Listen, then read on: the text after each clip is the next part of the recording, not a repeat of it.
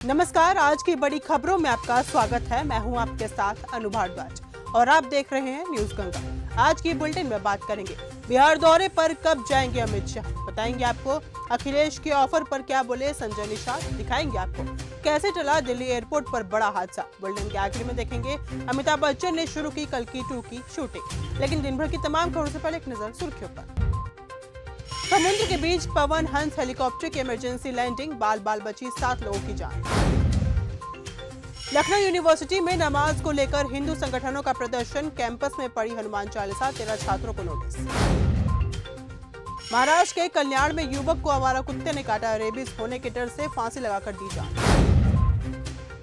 बिहार दौरे पर जाएंगे गृह मंत्री अमित शाह। गृह मंत्री अमित शाह 25 फरवरी से बिहार के 3 दिवसीय दौरे पर जा रहे हैं। इस दौरान उनका मुख्य फोकस सीमांचल क्षेत्र और भारत नेपाल सीमा की सुरक्षा व्यवस्था पर रहेगा। सूत्रों के अनुसार अमित शाह बिहार के उन सीमावर्ती जिलों का दौरा करेंगे जो नेपाल से सटे हैं। बिहार नेपाल के साथ 730 किलोमीटर से अधिक लंबी खुली सीमा साझा करता है। ऐसे में सीमा सुरक्षा, घुसपैठ और तस्करी जैसे मुद्दों पर विस्तृत समीक्षा बैठक होने की संभावना है। बिहार में लागू होगी नई नीति। बिहार सरकार बच्चों का स्क्रीन टाइम बढ़ने और सोशल मीडिया मंचों के संपर्क में रहने से होने वाले दुष्प्रभावों पर नियंत्रण के लिए एक नीति तैयार कर रही है। ये जानकारी उप मुख्यमंत्री सम्राट चौधरी ने सोमवार यानी कि 23 फरवरी को विधानसभा में दी। तेलंगाना में कांग्रेस सरकार का बड़ा ऐलान। तेलंगाना में कांग्रेस सरकार ने विधानसभा के बजट सत्र की आखिरी तारीख का ऐलान कर दिया है। राज्य सरकार की ओर से निर्णय लिया गया है कि इस महीने 26 तारीख से विधानसभा का बजट सत्र शुरू होगा। सबसे अहम बात यह है कि 28 तारीख को राज्य के वित्त मंत्री और डिप्टी मुख्यमंत्री भट्टी विक्रमार्का को वित्तीय वर्ष 2026-27 के लिए वार्षिक बजट पेश करेंगे। सूत्रों की माने तो सरकार ने इस बार सदन का कामकाज करीब 15 दिनों तक चलने की रणनीति बनाई है ताकि जनता के मुद्दों और विकास कार्यों पर विस्तार से चर्चा हो सके। शंकराचार्य विमुक्तेश्वरानंद का यू टर्न। स्वामी विमुक्तेश्वरानंद सरस्वती के खिलाफ यौन उत्पीड़न मामला इलाहाबाद हाईकोर्ट पहुंच चुका है। शंकराचार्य ने हाईकोर्ट में अग्रिम जमानत याचिका दाखिल की है।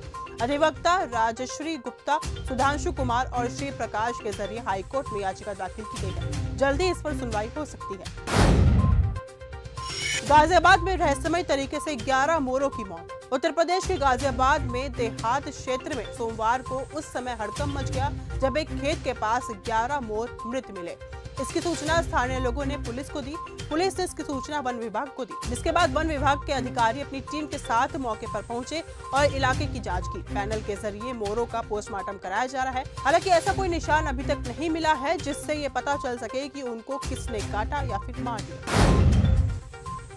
अखिलेश के ऑफर पर बोले संजय निषाद। समाजवादी पार्टी के राष्ट्रीय अध्यक्ष अखिलेश यादव ने दोनों डिप्टी सीएम को 100 विधायक लाकर मुख्यमंत्री बनाने का ऑफर दिया है, जिसे प्रदेश का सियासी पारा चढ़ चुका है। सपा मुखिया के ऑफर पर यूपी के कैबिनेट मंत्री संजय निषाद ने तीखी प्रतिक्रिया ली है। उन्होंने उसे हवाबाज बताया है और निषाद ने कहा कि भाड़े के पहलवानों से अखाड़ा नहीं जीत सकते। लाल बारादरी मस्जिद मामले में बजरंग दल की एंट्री। लखनऊ यूनिवर्सिटी में लाल बारादरी में नमाज पढ़े जाने के बाद से छिड़ा विवाद शांत होने का नाम ही नहीं ले रहा। सोमवार को इसके विरोध में छात्रों ने विरोध प्रदर्शन किया था, जिसके बाद आज एक बार फिर से बजरंग दल और विश्व हिंदू परिषद ने इस जगह पर हनुमान चालीसा का पाठ पढ़ने का ऐलान किया, जिसके बाद ये विवाद और बढ़ चुका है। उत्तर प्रदेश में होली से पहले गर्मी ने दिखाए तेवर। उत्तर प्रदेश में होली के त्योहार से पहले मौसम पूरी तरह से बदल गया है। सुबह और शाम के समय हल्की गुलाबी सर्दी पड़ रही है, लेकिन दिन चढ़ने के साथ ही धूप निकलने की वजह से तापमान में बढ़ोतरी देखने को मिल रही है। दिन में गर्मी महसूस हो रही है। आने वाले दिनों में बारिश के आसार नहीं दिख रहे। प्रदेश में कल का मौसम भी शुष्क रहने का अनुमान बताया जा रहा है। उदय भानु चिप की गिरफ्तारी पर पिता का आया बयान। दिल्ली में आयोजित एआई समिट में शर्टलेस प्रदर्शन के बाद इंडिया यूथ कांग्रेस के राष्ट्रीय अध्यक्ष को गिरफ्तार कर लिया गया है। दिल्ली पुलिस ने उन्हें गिरफ्तार कर पटियाला हाउस कोर्ट में पेश किया। पुलिस द्वारा कोर्ट से उनकी 7 दिन की रिमांड मांगी गई है। इसी बीच उनके पिता हरि सिंह ने गिरफ्तारी पर प्रतिक्रिया दी है। उन्होंने कहा कि ये लोकतंत्र की हत्या है। उन्होंने कहा कि उसके पास और हर व्यक्ति के पास अपनी बात रखने का अधिकार है। दिल्ली एयरपोर्ट पर टला बड़ा हादसा। दिल्ली से ले जा रही स्पाइस जेट की फ्लाइट SG-121 को मंगलवार सुबह तकनीकी खराबी के कारण वापस दिल्ली लाना पड़ा। उड़ान के दौरान इंजन में समस्या आने की सूचना मिली। इसके बाद पायलट ने तुरंत एयर ट्रैफिक कंट्रोल को जानकारी दी। अमिताभ बच्चन ने शुरू की कल्कि 2 की शूटिंग। कल्कि 2 का शूट शुरू हो चुका है। वैसे इस साल प्रभास की एक फिल्म रिलीज हो चुकी है जिससे कोई खास रिस्पांस नहीं मिला और अब अमिताभ बच्चन ने कमल हसन के साथ सेट पर तस्वीर शेयर की, साथ ही कुछ अपडेट्स भी शेयर किए। एक्शन मोड में दिखे सैयारा स्टार अहान पांडे। अहान पांडे ने सैयारा से बॉलीवुड डेब्यू करके धमाल मचा दिया था। थिएटर पर गर्दा उड़ाने के बाद अहान पांडे जल्द ही अली अब्बास जाफरी के साथ अगली फिल्म में नजर आने वाले हैं। अब अहान ने इस एक्शन फिल्म की शूटिंग शुरू कर दी है। 26/11 के आरोपी तैमूर की नागरिकता होगी रद्द। कनाडा के प्रधानमंत्री मार्क कार्नी की प्रस्तावित भारत यात्रा से पहले उनकी सरकार ने 26/11 मुंबई आतंकी हमलों के मुख्य आरोपी तैमूर हुसैन राणा को लेकर बड़ा कदम उठाया है। रिपोर्ट के मुताबिक कनाडा सरकार ने राणा की नागरिकता रद्द करने की प्रक्रिया शुरू कर दी है। बता दें कि तैमूर फिलहाल भारत की जेल में बंद है, जहां उस पर 2008 के मुंबई आतंकी हमलों में सहायता करने के आरोप में मुकदमा चलाया जाना है।